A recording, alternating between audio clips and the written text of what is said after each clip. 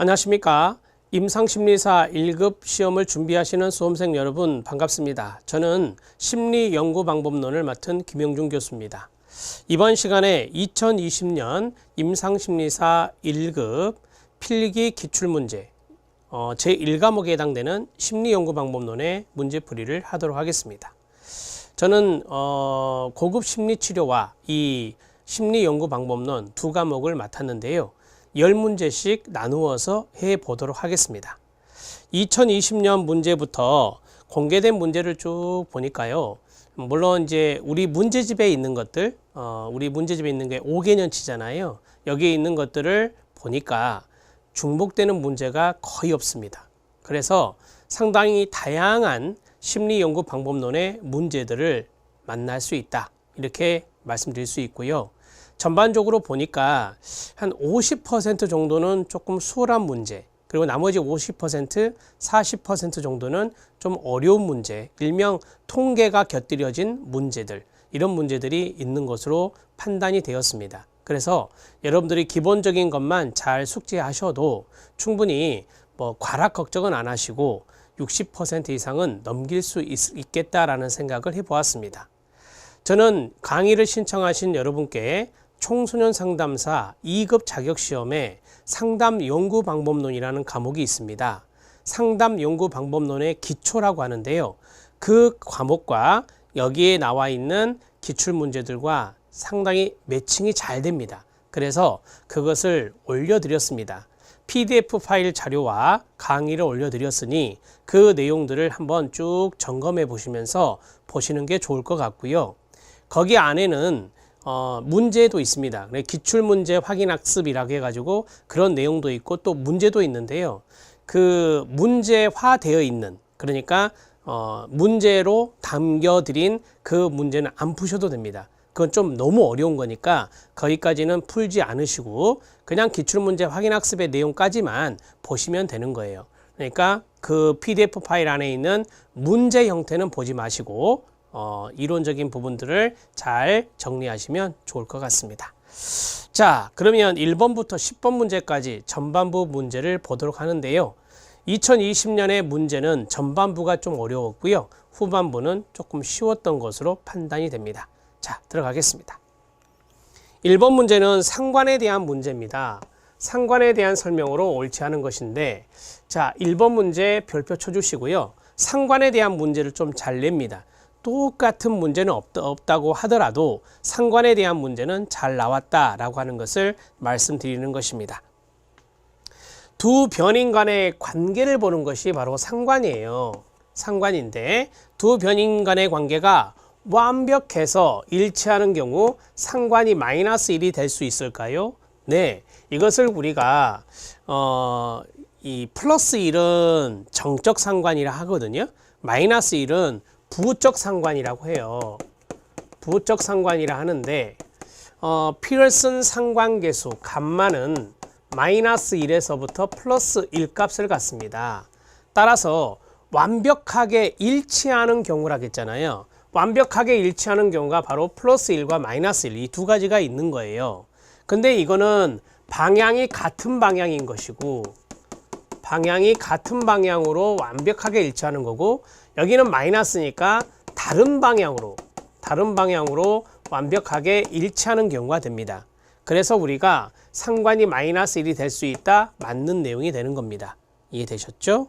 네, 이건 뭘까요? 0이 이 자리에 있을 수 있잖아요. 마이너스 1에서 플러스 1 값 사이에 0이 있어요. 그러면 이 0은 바로 상관이 없다.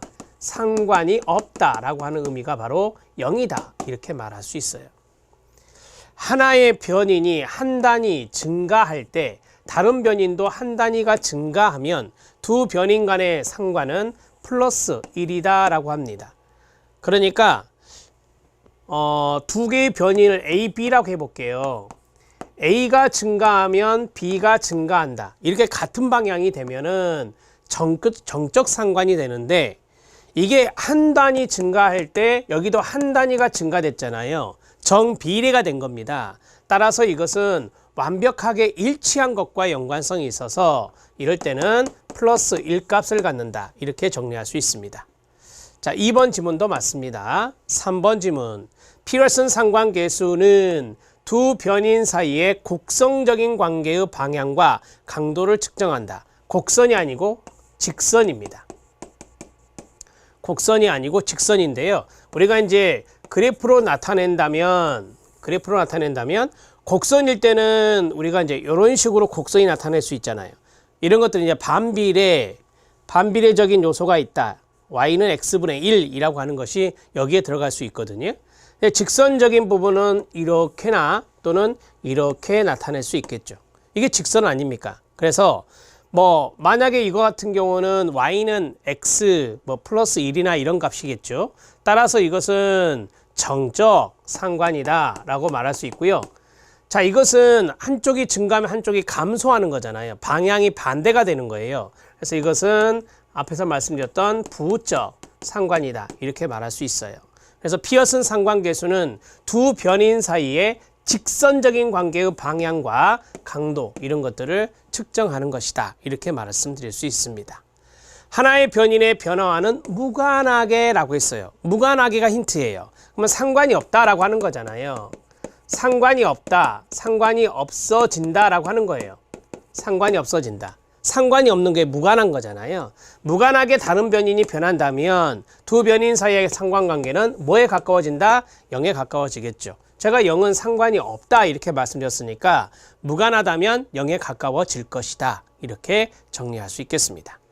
자, 감마 이퀄 마이너스 0. 뭐 예를 들어서 7242 그 다음에 감마 이퀄 0.0012 그 다음에 감마 이퀄 플러스 0.8912 이런 식으로 나왔다. 그럼 이거는 뭐예요? 여기는 부적 상관. 이거는 상관이 없다라고 이제 해석할 수 있겠죠. 이거는 정적 상관에 가깝죠. 이렇게 정리하시면 되겠습니다. 답은 3번입니다. 상관관계에 대해서는 곡선적인 관계가 아니라 직선적인 관계라는 것을 아시면 되겠고, 저는 문제마다 여러분들 해설 옆에 놓고 계셔요. 문제마다 나와 있는 실력 따지기나 심화학습 이런 내용들에 대해서 설명을 해 드리도록 하겠습니다. 이게 나중에 이제 문제 풀 때 도움이 될 것이고, 그 다음에 여러분들이 이론 강의가 지금 여기 청소년 상담사 자격시험에 해당되는 이론 강의는 있지만 임상심리사와 관련된 이론 강의는 없잖아요. 그래서 여기 해설에 나와 있는 내용들을 좀 보셔야 되는 것들은 제가 좀 터치를 해 드리도록 하겠습니다. 자, 됐습니다. 상관계수가 있는데요. 심학습을 폈죠, 여러분. 피어슨 정률 상관계수가 있습니다. 이 피어슨 정률 상관계수가 이제 문제 풀 때 있었던 거고요. 두 변수 간의 상관을 구하기 위해서 보편적으로 많이 이용하는 게 피어슨 정률 상관계수라고 합니다. 두 변수가 등간 촉도 이상이어야 합니다. 그러니까 연속형이다 이렇게 말을 하거든요. 그래서 자, 피어슨 상관계수 이렇게 이제 정리할게요. 우리가 순위 척도 하면은 우리가 이분형이다 이렇게 말을 해요. 순위 척도 하면은 보통 이분형이다 이렇게 말을 하는데, 우리가 이제 등간 척도 이상을 연속형이다 이렇게 말을 하거든요. 그래서 이것은 연속형 그 다음에 가로 연속형, 두 변수가 연속형이다 라고 하는 것이에요. 이해되셨죠? 자, 계속 가겠습니다. 그 다음에 두 변수가 직선적인 관계가 있어야 된다라고 했어요. 직선적인 관계 말씀드렸어요. 양이 있고 강도는 이제 기울기와 연관성이 있는 거거든요. 그 다음에 네 번째는 각 행과 열의 분산이 비슷해야 된다. 이거를 등분산이라고 이야기합니다. 일반적으로 그러는데요. 그냥 참고하셔도 됩니다. 적어도 하나의 변수가 정규분포를 이루어야 된다라고 했습니다. 아무래도 연속형 변수이기 때문에 정규분포성도 있어야 되고요. 사례수가 적을수록 신뢰도는 떨어진다. 우리가 이제 상관성을 볼 때 피어슨 상관계수 같은 경우는 이 사례수가 좀 많아야 좋겠죠. 그 다음에 상관계수는 감마라고 표시합니다. 마이너스에서 플러스 1 사이에 있고요. 이 R제곱이 있습니다. 이걸 설명력이라 하는데요. 이 R제곱을 결정계수라고 하거든요. 결정계수. 이거는 여기다 쓰겠습니다. 대문자 R제곱입니다. 이것을 우리가 설명력이다 이렇게 말하고요. 이것을 결정계수다 이렇게 정리합니다. 나중에 우리 공부할 때 아마 이거 나올 거예요. 그래서 이 결정계수는 0에서 1 사이, 아무래도 이제 제곱을 하다 보니까 음수값은 안 나올 거 아니에요. 그래서 0에서 1 값을 갖는다라고 보시면 되겠습니다. 이것도 써드릴까요? r제곱은 0에서 1의 값을 갖는다. 이렇게 정리하십시오. 자, 계속 보겠습니다. r제곱은 x와 y가 완전히 동일하다. 그럼 플러스 1. 앞에서 말씀드렸죠. 완벽하게 일치한다라고 했어요. 그 다음에 전혀 상관이 없으면 0이고 반대 방향으로 완전히 동일하면 일치하면은 바로 마이너스 1이 된다라고 해요. 상관계수 구하는 공식이 나왔는데요. 뭐 상관계수 구하는 공식을 아주 간단하게 말하면 앞에 설명력을 말씀드렸잖아요. 이 상관계수는 루트 r제곱이 돼요. 상관계수는 루트 r제곱 이렇게 낼 수도 있어요. 그러니까 r제곱 값을 알면 거기다 루트 씌우면 상관계수가 된다. 이렇게 정리하셔도 됩니다. 표준 편차의 곱, 그러니까 이 변수와 이 변수의 표준 편차가 있을 거 아니에요. 두 개의 곱분의 공분산 이렇게 정리할 수 있습니다. 이 공식은 참고하십시오. 그 다음에 스피어만 등이 상관계수가 있습니다. 두 번째 스피어만 상관계수인데요. 자, 거기에 보면 등위 상관계수라고 되어 있죠. 이 등위 상관계수는 쉽게 말하면 순위와 연관성이 있다라고 보시면 돼요. 그래서 스피어만 상관계수, 밑에 보시면 서열척도라는 게 나와요. 이게 중요한 단어가 되거든요. 서열척도가 바로 순위척도예요. 그래서 데이터가 서열척도인 경우 자료의 값 대신에 순위를 이용하는 경우에 상관계수다. 데이터를 작은 것에서부터 쭉 차례로 순위를 매겨서 서열 순서로 바꾼 뒤 그 다음에 순위를 이용해서 상관계수를 구하는 것이 바로 스피어만 상관계수가 되겠습니다. 자, 스피어만 상관계수는 앞에 등간척도 이상이다가 바로 피어슨이잖아요. 근데 이거는 서열척도이기 때문에 2분형이 되는 거예요. 2분형이 되는 거다라고 보시면 됩니다. 주어진 자료에서 등간성이 의문시되거나 변수들의 점수가 극단적인 분포를 나타내는 경우에는 이 피어슨 상관계수보다는 스피어만의 서열 상관관계를 사용하는 것이 좋다. 이렇게 말씀드렸어요. 그러면 이거는 서열 변수니까 연속형이 아니라 2분형이라고 말할 수 있습니다. 자, 2분형.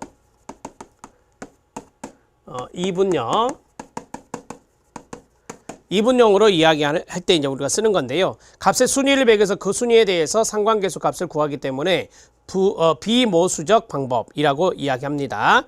자, 비모수적 방법이 우리가 이제 서열 변수 같은 경우는 비모수적인 방법을 쓰고 그다음에 등간 이상은 우리가 보통 모수적인 방법을 많이 쓰고 이렇게 이제 이야기를 하거든요.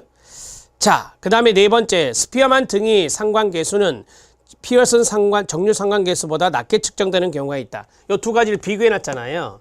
그러니까 이 피어슨의 상관계수하고 그다음에 스피어만의 상관계수 이 두 가지를 비교할 때 스피어만의 상관계수가 좀 더 높게 나타난다라고 하는 것을 이야기하고 있습니다. 사례를 볼까요? 101장에서 우수작을 뽑기 위해서 교사들이 작품 간의 서열을 매겼어요. 자, 서열의 동그라미, 이거는 이제 정률 상관계수로 구할 수는 없고 스피어만 상관계수를 내야 된다. 교사 간의 상관성을 계산하기 위해서 등위 상관계수를 사용한다라고 하는 겁니다.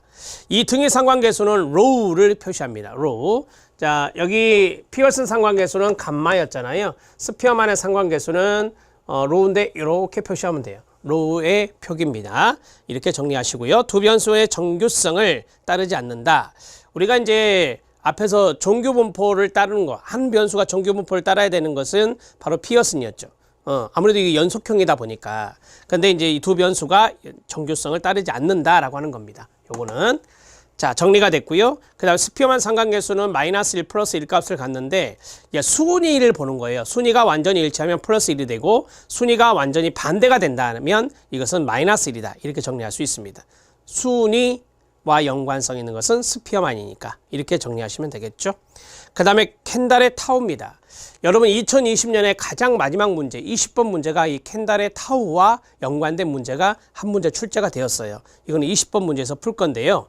서열척도로 측정된 두 변수의 상관을 구한다. 그러면 켄달의 타우는 스피어만과 연관성이 있겠네요. 세 번째 보면 스피어만 순위 상관계수와 거의 비슷하다라고 말씀드렸죠. 이것도 이제 비모수적 방법이다. 이렇게 정리할 수 있어요.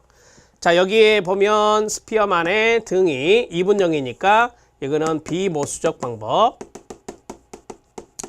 되게 이제 비모수적 방법은 사례수가 적을 때 많이 쓰는 거예요. 비모수적 방법은 사례수가 적을 때, 사례수가 적은 경우 비모수적 방법을 많이 쓰고요. 사례수가 적절하다. 정규분포를 따르면서 사례수가 적절하다라고 한다면 여기 있는 피어슨 상관계수를 쓰게 되겠죠. 자, 그 다음에 이 켄달의 타우는 뒤에 나오니까 제가 여기서 한번 노트를 할게요. 20번 문제 있다라고 했잖아요.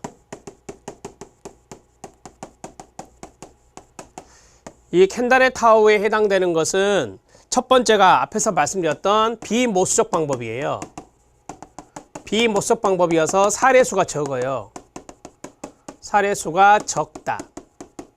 그 다음에 두 번째, 이게 중요한데요. 이게 중요한데 쉽게 말씀드리면 같은 순위에 여러 개의 점수가 있는 거예요. 순위를 따르는데 같은 순위에 여러 개의 점수가 있는 거예요. 같은 순위에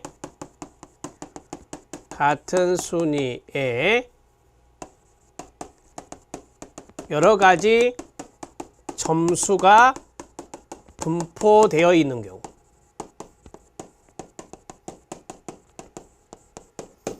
자, 같은 순위에 여러 가지 점수가 분포되어 있다. 이걸 이제 동점이다라고 하잖아요. 그래서 동점 처리 방법을 써요. 동점 처리 방법을 씁니다. 자, 여기 스피어만과 차이점이 바로 이거예요. 2번이에요. 그래서 이게 나오면 이 켄달의 타우를 찍으셔야 돼요. 스피어만을 찍으시면 안 되고. 그래서 제가 2번에 별표 친 겁니다. 그래서 우리가 이제 켄달의 타우의 A, 켄달의 타우의 B, 켄달의 타우의 C 이런 식으로 이제 동점 처리 방법이 있거든요. 그런 방법은 이제 참고만 하시고요. 그 다음에 이제 피어슨의 파이 상관계수가 있습니다. 피어슨의 파이 상관계수가 있는데, 자, 거기에 보면은 변수 모두 명목 변수다라고 했거든요. 그래서 피어슨의 파이 상관계수와 피어슨의 정률 상관계수와 헷갈리시면 안 됩니다. 피어슨의 파이. 우리가 보통 파이를 이렇게 표시하잖아요. 파이 상관계수. 두 변수가 명목 변수니까 이것도 2분형이라고 할 수 있어요. 그래서 거기에 보시면 A를 봐보세요. 2번에 A를 보면 사드 배치에 대한 찬반의 견해, 찬성 반대 2분이잖아요. 그 다음에 성별의 차이, 남녀 이렇게 2분이잖아요. 그래서 여기에 피어슨의 파이 상관계수는 2분형, 그 다음에 2분형. 2분형입니다. 근데 여기에 우리가 2분형 앞에서 순위척도, 서열척도가 있었잖아요. 여기는 서열척도예요. 여기는 서열척도라고요. 여기도 서열척도고, 여기서 순위가 나왔었잖아요. 이것도 서열척도예요. 이것도 서열척도인데 여기는 뭐예요? 명목척도예요. 여기 두 가지 다 명목척도가 되는 거예요. 명목척도로 2분으로 나누는 거. 여기서 뭐 자연스러운 양분 상태란 말이 있는데 그건 신경 쓰지 마시고 2분형인데 이게 명목 변수야, 명명 변수야 라고 하는 거죠. 자, 그랬을 때 우리가 상관을 구할 수도 있거든요. 자, 그 다음에 점이연 상관계수가 있습니다. 지워도 되겠죠? 줄 꺼도 되고 안 꺼도 돼요.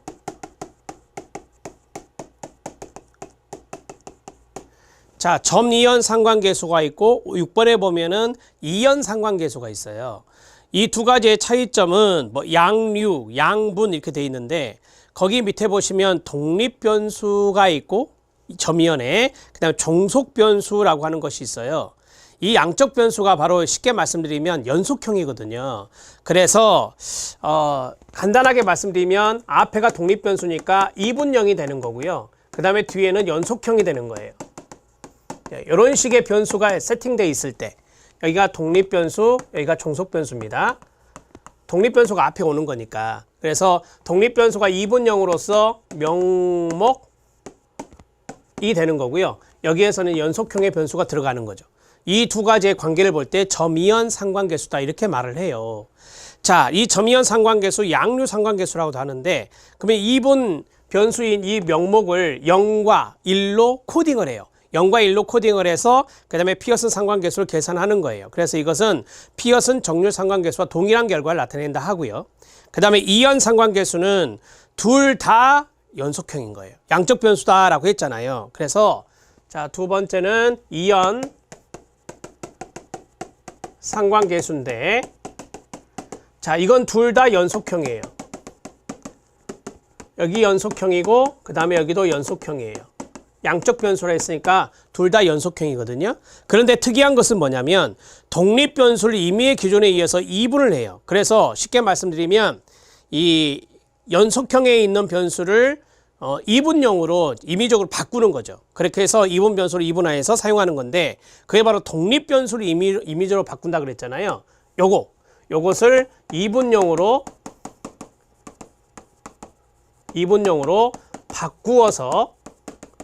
바꾸어서 사용했을 때 우리가 이제 이것을 이연 상관계수다 이렇게 말합니다. 요 두 가지는 참고하셔도 됩니다. 두 가지는 참고. 자, 그 다음에 4분 상관계수가 있습니다. 4분 상관계수는 느낌이 뭐예요? 아, 밑에 읽어드릴게요. 이연 상관계수는 독립변수와 종속변수 모두 양적변수, 연속형이다 이거예요. 연구자가 독립변수를 임의의 기준에 의해서 이분하여 그래서 독립변수를 이분으로 이제 나누어서 사용하는 거예요. 인위적으로 이분된 독립변수와 양적인 종속변수 상관을 추정하기 위해 사용되는 건데 이거는 이제 스피어만 정률 상관계수와 동일한 결과를 갖지 않는다. 뭐 예를 들어서 스피어만 상관계수 같은 경우는 서열척도 해갖고 순위를 이용하는 것이었잖아요. 그러니까 스피어만과는 다른 결과가 나올 수 있겠죠.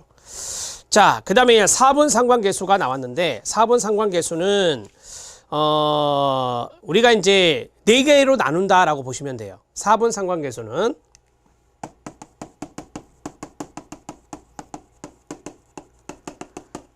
상관계수는 연속형과 연속형이 있어요.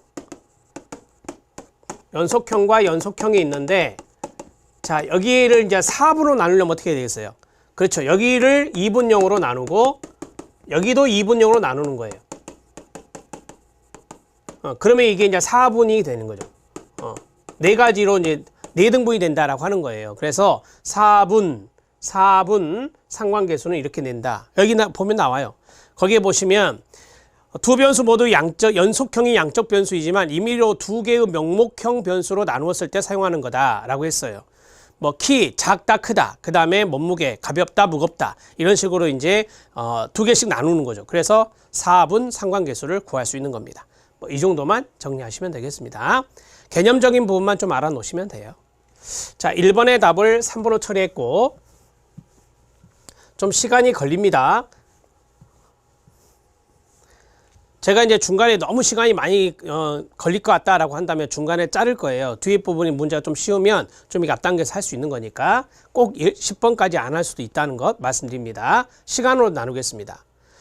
자, 2번 문제입니다. 공별량 분석의 기본 과정이 아닌 것은입니다.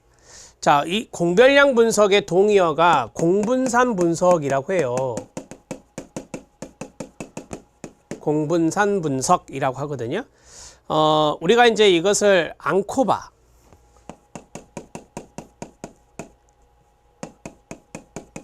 앙코바라고 이야기합니다. 공분산 분석. 이 공분산 분석은 회귀 분석이 가미되어 있는 거예요. 회귀 분석과 그 다음에 분산 분석 이런 것들이 가미되어 있는 것을 이야기한다라고 보시면 됩니다. 그래서 이퀄 별량 분석. 이 별량 분석이 아노바거든요.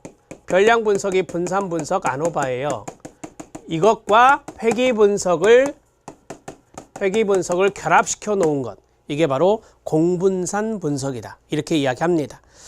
자, 이 공분산 분석의 개념을 좀 말씀드리고 이 문제를 풀겠습니다. 공별량이라고 했잖아요. 공별량. 이 공별량의 영향이 가미되면 안 되거든요. 그래서 공별량의 영향을 통제시켜야 됩니다. 공별량의 영향을 통제시킵니다.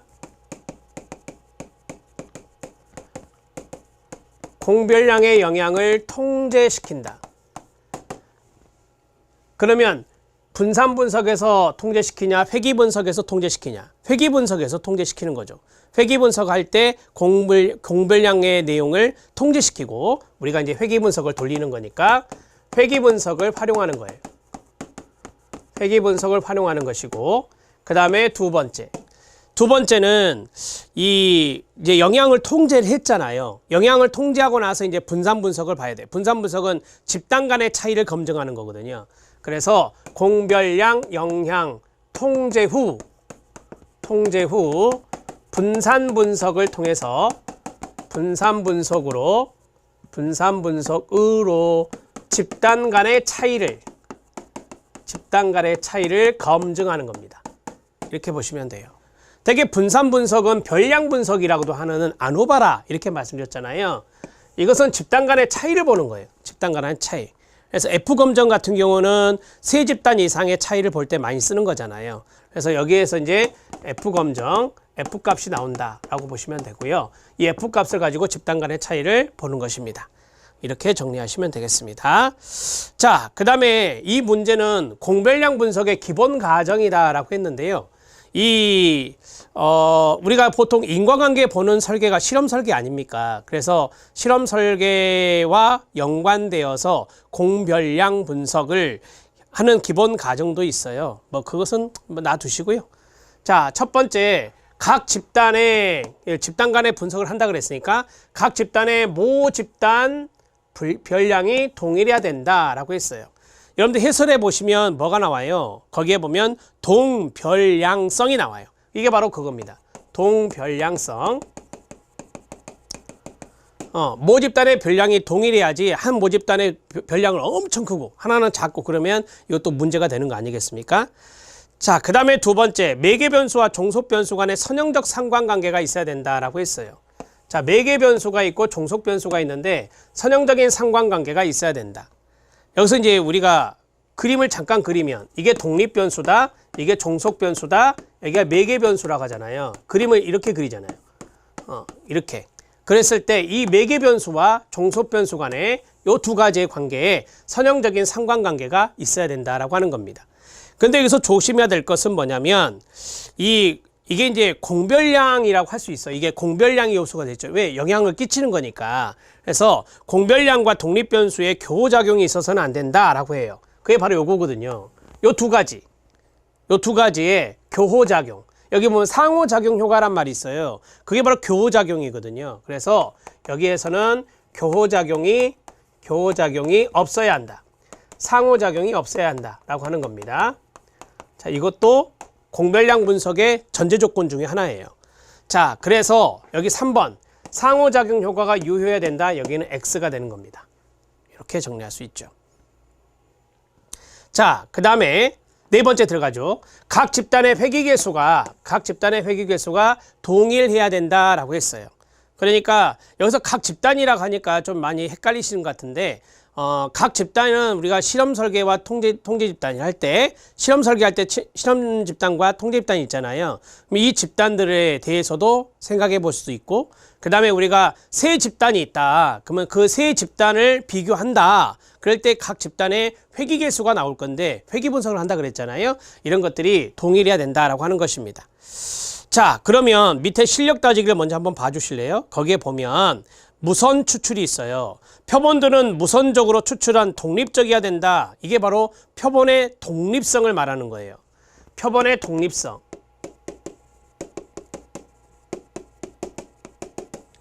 자, 표본의 독립성은 무선 추출, 무작위로 하는 거. 자, 무선 추출에 의해서 표본의 독립성이 확보돼야 된다라고 하는 것을 이야기하고 있고 동별량성은 말씀드렸어요. 거기에 보면 표본들을 추출해 온 모집단의 별량이 같아야 된다. 동별량성이라 말씀드렸고요. 정규성입니다. 정규분포를 이루고 있다. 표본들이 정규분포를 이루고 있는 모집단에서 추출된 것이어야 된다라고 하는 겁니다. 이것이 바로 정규성이라고 하죠. 정규분포성. 정규분포를 이루어두는 것. 정규분포 이룬다. 이것을 정규성이라 이렇게 말을 해요.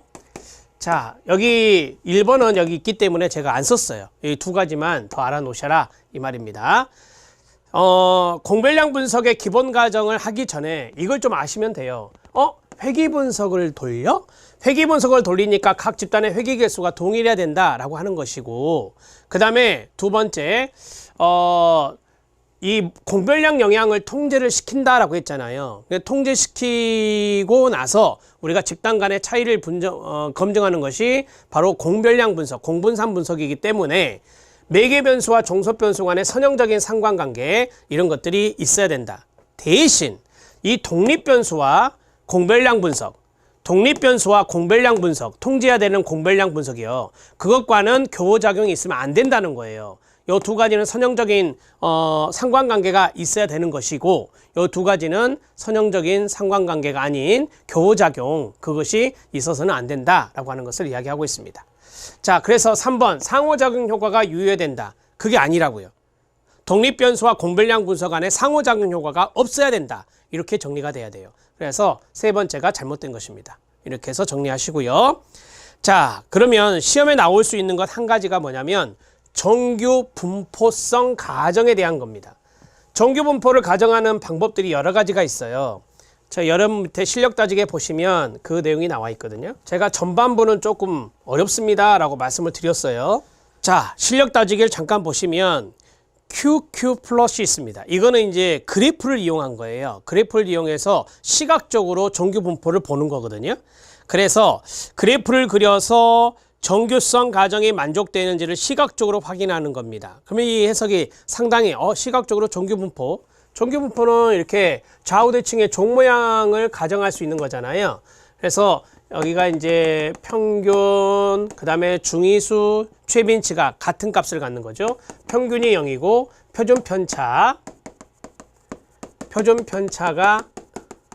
1인 분포가 우리가 정규 분포라고 해요. 좌우 대칭의 종 모양이라고 하는데, 자, Q 플러스는 그래프를 그려서 이 모양이 나타나는지, 이 모양과 가까운지, 이것을 주관적으로 해석하는 것이다 라고 보시면 됩니다. 그 다음에 샤피로-윌크 검정법이 있는데요. 오차항이 정규 분포를 따르는지를 알아보는 검정이라 합니다. 회귀 분석에서 모든 독립 변수에 비해 대해서 종속 변수가 정규 분포를 따르는지를 알아보는 것입니다. 그러니까 회귀 분석에서 맨 끝에 회귀식의 맨 끝에가 오차항이거든요. 그 오차항이 정규 분포를 따르는지 그걸 보는 것이 샤피로-윌크 검정이라고 합니다. 그 다음에 콜모그로프, 스미노프 검정은 자료의 평균 값을 내고 표준 편차, 히스토그램 이런 것들을 그려보는 거죠. 그래서 표준 정규 분포와 비교해서 적합도를 검증하는 것이 바로 콜모그로프, 스미노프 검정이라고 합니다. 그 다음에 마지막 첨도와 외도가 있습니다. 첨도는 뾰족할 첨자이기 때문에 뾰족한 정도를 보는 것이고, 외도는 거기 나온 대로 좌우 대칭의 정도를 보는 거예요. 그래서 지금 이게 좌우 대칭 아닙니까? 그 다음에 뾰족한 정도, 이게 만약에 이렇게 올라가면 이게 이제 첨도가 문제가 생기는 거예요. 정규 분포에서. 그래서 첨도든 외도든 거기 보면 0일 때, 0에 가까울 때 정규 분포를 따른다 이렇게 이야기하고 있습니다. 자, 그러면 네 가지 해보세요. QQ 플롯, 그 다음에 샤피로-윌크 검정, 그 다음에 콜모그로프, 스미노프 검정, 마지막은 첨도와 외도, 이런 것들을 통해서 정규 분포성을 우리가 본다 이렇게 정리하시면 됩니다. 이것도 한 문제 나올 수 있어요. 그래서 정규 분포성, 정규성 검정 방법을 꼭 기억해 주시기 바랍니다. 자, 세 번째 문제 들어가도록 하겠습니다. 2번 문제는 체킹하십시오. 2번 문제는 체킹하시고, 제가 이거 하나 써드릴게요. 이거 하나 써드릴게요. 그리고 넘어가겠습니다.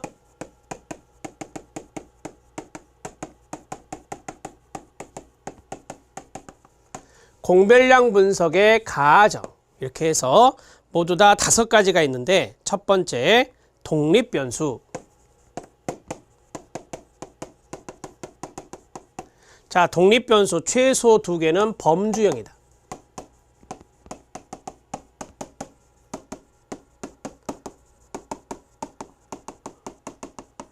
범주형 변수이어야 한다라고 하는 것입니다. 자, 그 다음에 두 번째 공별량이 있었죠.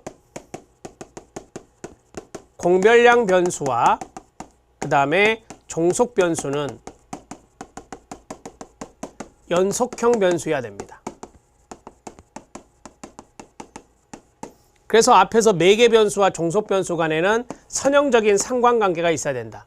여기 연속형이니까 이렇게 정리할 수 있어요. 이게 이제 이 공별량 변수가 저기서 말하는 매개 변수가 여기에 들어갈 수 있거든요. 그 다음에 세 번째는 요 두 가지 공별량과 종속 변수는 아까 말씀드렸죠. 선형적으로 상관관계가 있어야 된다. 선형적 상관관계 있어야 합니다. 요게 이제 저기 나왔던 2번 지문이죠. 그 다음에 네 번째로는 종속 변수는 등분산성이 있어야 된다. 종속 변수, 결과 변수는 분산이 동일해야 되는 것을 등분산성이라 합니다. 등분산성이 분산이 같아야 된다라고 하는 거예요. 레벤 검정으로 많이 하죠. 이것은. 자, 그 다음에 마지막 제가 앞에서 말씀드렸던 거거든요. 독립변수와 공별량 변수 간의 교호작용. 이게 상호작용이라고 그래요. 교호작용을 없어야 합니다. 이렇게 5가지 정도 적어 놓으시면 되겠습니다. 자, 정리가 됐고 그 다음 넘어갑니다. 3번 문제는 좀 쉬워요. 3번 문제는 학습 장애가 있는 고등학교 3학년 학생들의 대학 평점을 예측하기 위해, 그러면 이게 종속 변수가 되는 거예요. 연구자가 대학생 500명의 대학 평점과 수능 점수, 고등학교 성적, 고등학교 모의고사 점수, 부모의 학력, 부모의 수입을 변수로 사용하였답니다. 학습장애가 있는 고등학교 3학년 학생들의 대학 평점을 예측한다라고 했거든요. 따라서 이것은 이 대학 평점을 예측하기 위해서 이러한 변수들을 썼어요. 대학생 500명을 대상으로 조사를 해서 대학 평점 동그라미 1, 수능 점수 동그라미 2, 고등학교 성적 동그라미 3, 고등학교 모의고사 점수 동그라미 4, 부모의 학력 동그라미 5, 부모의 수입 동그라미 6이에요. 그럼 1번부터 6번까지가 뭐가 되는지 아십니까? 독립변수가 되는 거예요. 이걸 가지고 여기 고등학교 3학년 학생들의 대학 평점을 예측하는 거니까요. 그러면 1번부터 6번까지의 독립변수가 깔렸고 이 종속변수를 제가 라지 A라고 해볼게요. 라지 A를 뭐 한다? 예측하는 거예요. 이게 뭐예요? 중다얘기 분석이죠. 독립변수가 많았을 때 중다, 다중이라고 쓰는 거고요. 단수는 독립변수 하나, 종속변수 하나일 때예요. 쉽게 말하면 1대1이에요. 1대1. 이렇게 보는 거예요. 이게 단순 회귀 분석이죠. 회귀 분석 자체가 인과관계를 보는 거거든요. 회귀 분석 자체가 인과관계를 검증하는 거라고요. 그러니까 중다가 되는 이유는 독립변수가 많기 때문에 다중회귀 분석이라고 합니다. 다중회귀 분석, 중다회귀 분석이 되는 거예요. 이렇게 정리하시면 돼요. 답을 해결했어요. 답은 4번입니다. 제가 쉽다고 그랬잖아요. 별량 분석은 앞에서 말씀드렸어요. 분산 분석이라고. 분산 분석. 자, 이거는 이제 집단 내 분산과 집단 간 분산 이런 것들을 통해서 이제 집단 간의 차이를 검증하는 거예요. 집단 간의 차이를 검증하는 거. 집단 간 차이를 검증하는 거예요. 대표적인 통계치가 F값이에요. F통계량을 보는 것이다 라고 보시면 됩니다. 자, 메타 분석은 분석한 것을 다시 분석하는 거잖아요. 그래서 뭐 효과 분석할 때 메타 분석을 많이 하죠. 그래서 어떤 논문에 상담의 효과가 많이 있었다, 또는 뭐 심리치료에 효과가 있었다라고 하는 효과가 나오잖아요. 그러면 그 효과들을 다시 분석하는 거예요. 그게 바로 메타 분석이다. 이렇게 생각하시면 됩니다. 답을 4번으로 처리하시죠. 자, 3번 지문에 실력 따지기가 있습니다. 봐주시기 바랍니다. 회귀 분석에 회귀가 있는데요. 회귀는 X를 근거로 해서 Y를 예측 예언하는 거예요. 그래서 독립변수와 종속변수의 관계를 보는 거거든요. 회귀 방정식은 Y equal, 자, B0는 이제 상수가 되겠죠. 그래서 B1xi 플러스 이 마지막에 있는 이것이 오차항이에요. 오차항의 기호라고 보시면 됩니다. 종속 변수 y는 독립 변수 x와 함께 체계적으로 변화하는 요소와 무작위적인 오차항인 2로 표시할 수가 있습니다. 그래서 쉽게 말씀드리면 회기식에는 x의 내용도 들어있고 y의 내용도 들어있고 오차의 내용도 들어있고 상수도 들어있다. 이렇게 보시면 됩니다. y는 그 다음에 이렇게 쓸게요. 그냥 종속 변수. 종속 변수는 상수를 이제 뒤로 뺄게요. 우리가 이제 x의 개수라고 하잖아요. 개수 곱하기 그 다음에 곱하기 이렇게 할게요.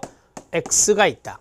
그 다음에 x1이다. 그러면 독립변수가 두 개일 수도 있잖아요. 이게 독립변수 첫 번째 플러스 개수 들어가고 x2가 들어갈 수 있겠죠. 이 독립변수가 두 개 있다는 거예요. 자, 플러스 이제 그만하고 상수 플러스 오차항이다. 이런 식으로 이루어져 있는 것이죠. 여기가 뭐냐면 독립변수가 됩니다. 이게 독립변수. 이렇게 정리하시면 되겠습니다. 자, 그 다음에 결정계수 R제곱. 앞에서 했던 거 나오네요. 결정계수 R제곱은 0에서 1의 값을 갖는다 말씀드렸잖아요. 그러니까 이 숫자가 크면 클수록 설명력이 당연히 커지는 거예요. 추정된 회기식의 적합도도 높아지게 됩니다. 피어슨의 정률 상관계수. 제가 앞에서 말씀드렸죠. R제곱에다 루트를 씌우면 이게 바로 정률 상관계수가 된다. 회기선이 다른 점들에 대해 얼마나 잘 대변하고 있는지 나타내는 수치라고 말씀드릴 수 있습니다. 1에 가까울수록 완벽하게 대변한다라고 해요. 그러니까 우리가 서로 상관이 있다라고 한다는 것은 서로 이제 뭐 비슷한 값을 갖는다. 그렇게 하면 이제 상관이 있다라고 하는 것이니까 이런 것들이 바로 이제 설명력과 연관성이 있죠. 그러니까 이 독립변수가 이 y를 설명하는데 설명력이 높아라고 한다면 이런 수치가 상당히 높게 올라가요. 0에서 1 사이의 값 중에서 1의 값을 많이 갖게 된다라고 보시면 됩니다. 예를 들어서 0.65다라고 한다면 65%의 설명력을 갖는다. 0.85면 85%의 설명력을 갖는다라고 하거든요. 이것도 적은 설명력이 아니에요. 엄청난 설명력입니다. 이렇게 정리하시면 돼요. 그럼 0에 가까우면 0. 예를 들어서 0.08 그럼 8%의 설명력을 갖는 거잖아요. 설명력이 거의 없다라고 보시면 돼요. 이런 식으로 해석하는 겁니다. 자, 네 번째 문제 들어가도록 하겠습니다. 자, 네 번째 문제는요. 오류의 문제인데 사례 문제입니다. 뭐 어려운 건 아닌데 뭐랄까요? 개념을 알아야 이 사례 문제를 풀 수 있어요. 이 조건화 오류, 생태학적 오류, 개인주의적 오류, 편향된 표본 산정 오류 네 가지가 깔렸는데 어떤 연구에서 미국의 도시 중에 동양인의 비율이 높은 도시가 동양인의 비율이 낮은 도시보다 정신질환 발병률이 높다는 결과를 얻었어요. 그러면 이제 이걸 조사한 거잖아요. 결론을 얻었으니까. 그러면 동양인 비율이라 그랬으니까 동양인의 비율이 높은 도시라고 했으니까 이거는 집단이에요. 집단. 한 명이 아닌 거예요. 동양인의 비율이 높은 도시라고 했으니까 이거는 집단이라고 보시면 돼요. 아, 집단을 분석했구나. 그런데 이러한 결과로부터 백인 정신질환자보다 동양인 정신질환자가 더 많다고 결론을 내리는 오류라고 그랬어요. 백인 동양인은 개인인 거예요. 개인. 그래서 여기에 적용을 한 거죠. 지금 여기에 결론을 내렸다라고 했으니까 적용을 한 거예요. 그러면 이제 게임 끝. 자, 집단을 분석했는데 개인에게 적용한 오류가 뭐야? 이게 이제 핵심 포인트거든요. 이게 바로 생태학적 오류라고 그래요. 이것을 우리가 생태학적 오류라고 해요. 오류. 그럼 반대도 있겠죠, 여러분. 반대도 있을 거예요. 어떻게? 개인을 분석했어요. 이 사례를 뒤집어 보면 돼요. 이 사례를 뒤집어 보면 된다고요. 자, 개인을 분석했는데 집단에 적용을 할 수도 있어요. 이건 오류거든요. 잘못된 거예요. 집단을 분석하면 집단에게 적용하는 거고 개인을 분석하면 개인에게 적용해야 맞는 거거든요. 이렇게 되면은 뭐냐? 저기 나와 있는 개인주의적 오류라고 그래요. 이게 개인주의적 오류라고 그래요. 자, 답을 먼저 해결합니다. 생태학적 오류라고 합니다. 답은 2번이 답이에요. 이런 사례 문제는 또 나올 수도 있습니다. 편향된 표본 산정 오류입니다. 이거는 말 그대로 이해하시면 돼요. 표본을 치우치게 뽑은 거예요. 편향되게 뽑은 거예요. 표본의 치우침이죠. 이건 쉽게 말하면 표본이 치우치면 안 되는 거 알고 있죠? 골고루 뽑혀야 되는 거잖아요. 그래서 이거는 표본의 치우침, 바이아스, 표본의 치우침으로 인한 오류 이렇게 되는 거예요. 자, 그래서 말 그대로 편향된 표본 산정 오류 이렇게 정리할 수 있습니다. 자, 조건화 오류가 있는데요. 이걸 이제 패널 조사에서 많이 쓰는 거예요. 패널 조사에서 패널 조건화라는 것이 있습니다.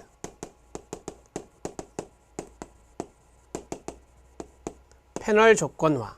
그럼 패널 조사는 종단 조사예요. 종단 조사는 장기간에 걸쳐서 하는 거예요. 그 대신 패널 조사 같은 경우는 조사 대상자를 바꾸지 않습니다. 이런 거 다 시험에 나올 수 있는 거예요. 자, 조사 대상자를 5년 동안 조사한다. 근데 그 조사 대상자를 다른 사람으로 바꾸지 않고 그 조사 대상자를 그대로 5년간 조사하는 거예요. 그게 바로 패널 스터디, 패널 조사라고 하거든요. 자, 그러면 반복해서 조사가 이루어지겠죠, 5년 동안. 그래서 나타나는 게 패널 조건화 오류가 되는 거예요. 간단하게 한번 써보면 반복적으로 측정하기 때문에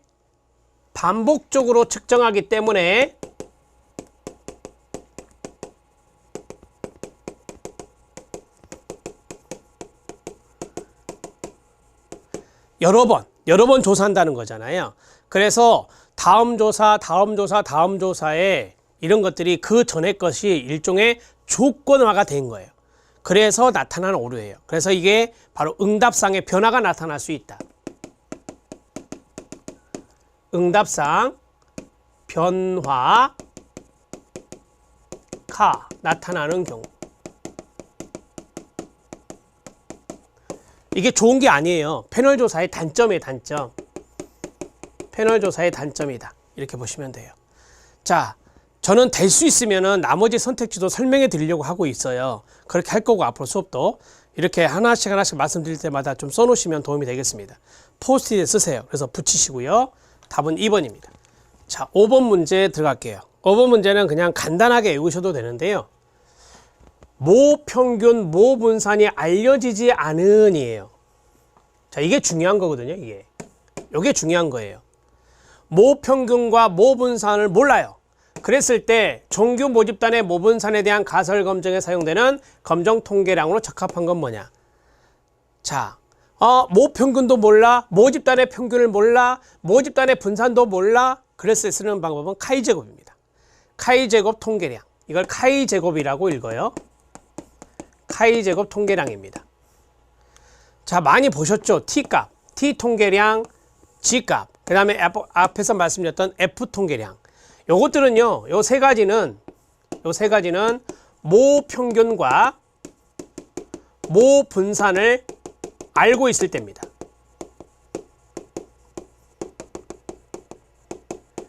모평균과 모분산을 알고 있을 때 쓰는 것이 T값, G값, F값이에요.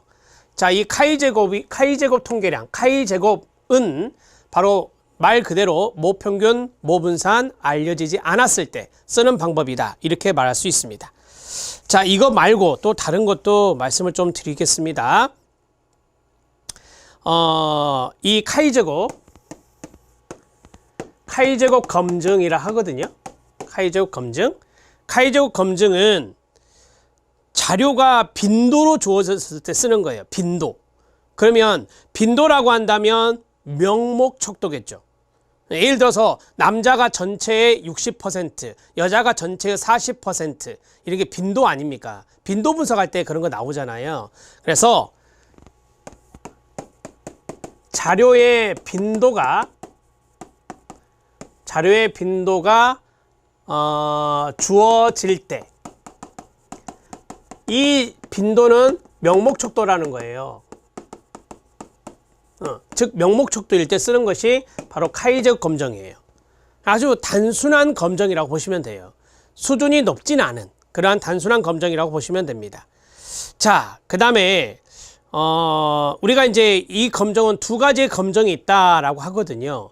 하나는 동질성 검정과 카이제급 검정은 동질성 검정과 그 다음에 독립성 검정이 있다라고 해요. 참고만 하세요. 동질한지, 그 다음에 독립적인지 이런 것들을 보는 거예요. 우리가 이제 그 관찰 빈도가 있고 기대 빈도가 있거든요. 그래서 관찰 빈도와 기대 빈도에 어느 정도의 차이가 있는지 그런 것들을 보는 게 바로 이거예요. 독립성 검정이거든요. 그래서 관찰 빈도와 기대 빈도 간에 의미 있는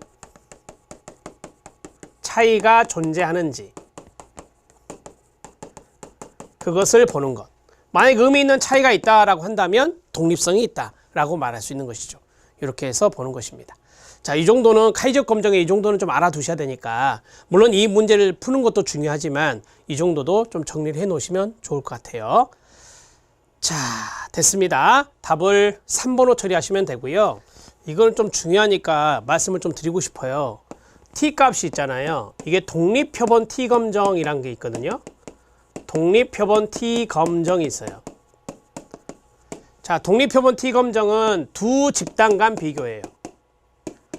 두 집단 간의 평균 비교.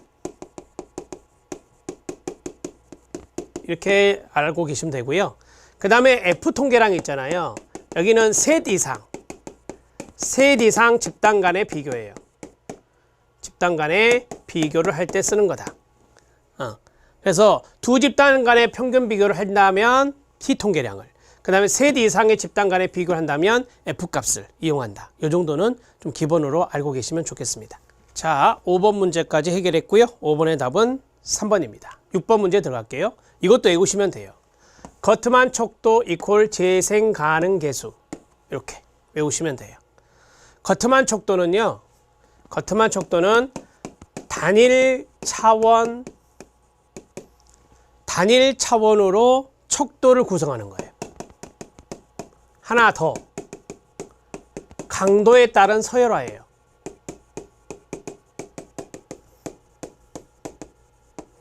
그렇게 해서 척도를 구성하는 거예요. 난폭 운전자에 대한 태도를 물어요. 그러면 강도가 가장 낮다면 그냥 무시하고 운전한다. 이거죠. 자, 점점 더 이제 강도가 세집니다. 차 안에서 욕을 한다. 난폭 운전자에게. 그 다음에 차 안에서 욕을 했잖아요. 자, 그 다음에 차 문을 열고 손가락질을 하면서 욕을 한다. 점점 더 강도가 세지고 있죠. 그리고 마지막에는 미국에서 나왔던 미국의 번역본으로 나온 책에서 생각나서 지금 말씀드리는 건데, 마지막에는 난폭 운전자에게 총을 겨누어 쏴 죽인다. 이거였어요. 그러면 이게 난폭 운전자에 대해서 강도가 점점 더 세지는 거 아닙니까? 이런 식으로 구성하는 게 거트만 척도예요. 자, 그러니까 단일 차원에서 구성을 해야 돼요. 강도에 따라 서열화하는데 여러 가지 것이 포함되면 안 되고 하나의 차원에서 우리가 척도를 구성해야 혼동이 없어요. 응답자들에게. 강도에 따른 서열화인데 이 응답자의 응답이 이상적인 패턴에 얼마나 가까운가를 측정한다. 그러니까 응답자의 응답이 거트만 척도를 만들어 놓고 응답자의 응답이 가장 여기서 이제 이상적이다라고 한다면 우리가 아브노말이 아니에요. 그 정상 비정상 할 때 이상이 아니라 이 응답이 가장 아이디얼한 이상적인 정상적인 할까요? 정상적인 응답에 얼마나 가까운지를 측정하는 거. 이게 바로 재생 가능 계수예요. 재생 가능 계수가 0.85 이상이면 무난하다라고 해요. 0.85 이상이면 무난하다. 재생 가능 계수가. 자, 그래서 답은 3번이 되는 거고요. 단일 차원 계수란 것은 없어요.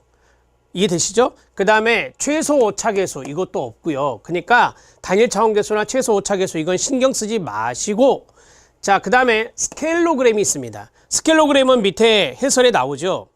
이 척도 도식법을 스케일로그램이라고 그래요. 그래서 강도에 따라서 척도를 만들어 가는 거잖아요. 차근차근. 이런 척도 도식법을 우리가 스케일로그램이다 이렇게만 알아두시고, 자, 여러분들 해설에 보시면 뭐가 나오죠? 0.9 이상이면 허용할 수 있는 오차 수준이다 이렇게 나왔어요. 자, 이게 뭐냐면 지금 응답자의 응답이라고 그랬잖아요. 그러면 10개 응답, 0.9는 10개의 응답이 있다. 그러면 거기에서 한 개의 효과를 오차를 갖는 경우 허용 오차 수준이다 이렇게 이야기한대요. 자, 그러면 0.9라는 것은 10가지의 10개 응답이라 할게요. 10개의 응답 중에 10개 응답 중에 한 개의 오차를 갖는 경우, 이거를 재생 가능 계수 0.9의 의미라고 해요. 그래서 10개 응답 중에 한 개 오차를 갖는 경우 이거를 오차 허용 수준, 오차 허용 수준이다 이렇게 이야기해요. 그런데 제가 앞에서 말씀드렸죠. 0.85 이상이면 무난하다라고 했었잖아요. 0.85 이상. 그러니까 0.9보다 조금 더 낮은 거죠. 0.85 이상이면 오차 허용 수준에, 거기 보면 허용할 수 있는 오차 수준이다 라고 돼 있어요. 해설에. 허용할 수 있는 오차 수준이 바로 오차의 허용 수준이다 이렇게 정리할 수 있어요. 이해됐죠? 네. 그랬을 때 우리가 상당히 이상적인 거다 라고 이야기하는 거예요. 이상적인 거다, 정상적인 거다 이렇게 정리할 수 있습니다. 6번의 답을 3번으로 처리하시면 됩니다. 커트만 척도 재생 가능 계수 이렇게 외우시면 돼요. 이거는 단순 암기해서 풀 수 있는 문제입니다. 자, 답은 3번이고요. 다음 7번 문제 봅니다. 이번 시간에는 7번 문제까지만 할게요. 자, 7번 문제입니다. 추정입니다. 이 추정에 관한 설명으로 가장 거리가 먼 것은입니다. 우리가 이제 추정에는 이렇게 두 가지 추정이 있다 그래요. 구간 추정과 점 추정이 있다라고 하거든요. 자, 힌트를 드리면 이 구간 추정에는 범위라고 하는 단어가 들어가요. 범위. 구간이니까 범위가 들어가고요. 이 점 추정은요, 값이 들어가요. 값. 어떠한 값을 통해서, 통계치 값이죠. 값을 통해서 추정하는 것이에요. 이렇게 이제 우리가 힌트를 간단하게 먼저 잡고 들어가는 것도 도움이 되는 것입니다. 자, 구간 추정이 있는데 이 구간 추정은 한번 여러분들이 써보시기 바랍니다.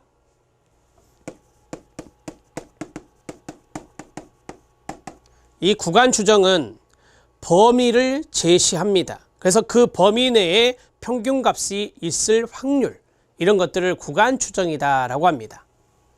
제가 범위가 중요한 단어라고 했잖아요. 범위를 제시하여 그 범위 내에